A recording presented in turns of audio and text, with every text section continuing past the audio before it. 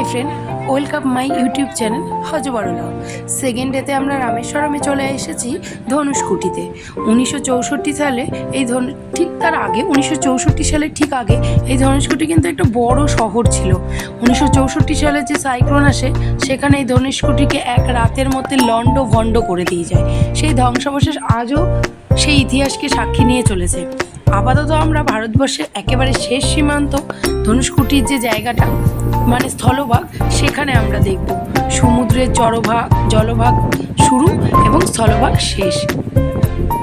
এখান থেকে শ্রীলঙ্কা মোটামুটি 10-15 কিলোমিটার দূরেই অবস্থিত, যদিও তার সাধারণ চোখে দেখা যাচ্ছে না। তোমরা দেখতে পাচ্ছ শ্রীলঙ্কার মোবাইল নেটওয়ার্কের মেসেজও আমাদের ফোনে এসে গেছে। এখানে আসলে পরে তোমরা এই মেসেজগুলো তোমাদের ফোনেও আসবে। এবং এখানকার সমুদ্রের জলটা দেখো কত স্বচ্ছ এবং কত সুন্দর। এবার দেখো, এটি হচ্ছে সেই পুরনো ধ্বংসাবশেষের মধ্যে পুরনো চার্চ। এটা এখানকার এক বিখ্যাত চার্চ ছিল, যা 1964 সালের সেই সাইক্লোনের জন্য এক রাতে পুরো ধ্বংসস্তূপে পরিণত হয়েছে।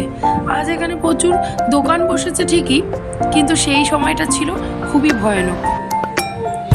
তাছাড়াও এখানে আরও পুরনো স্কুল, বিভিন্ন পুরনো ধ্বংসাবশেষের বাড়ি সব আছে, যার কাজ আজও চলছে। কিছু মন্দির আছে, সেগুলোর কাজও চলছে।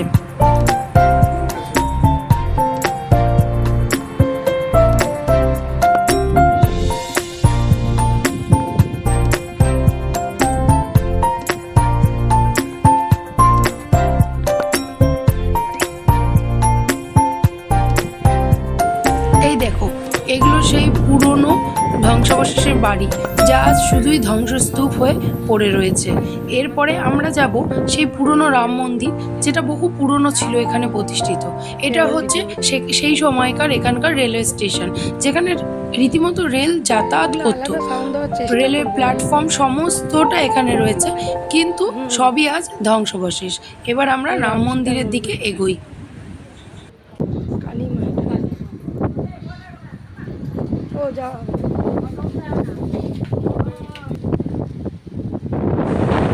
চলো বন্ধুরা, রাম মন্দিরের দিকে যাওয়া যাক।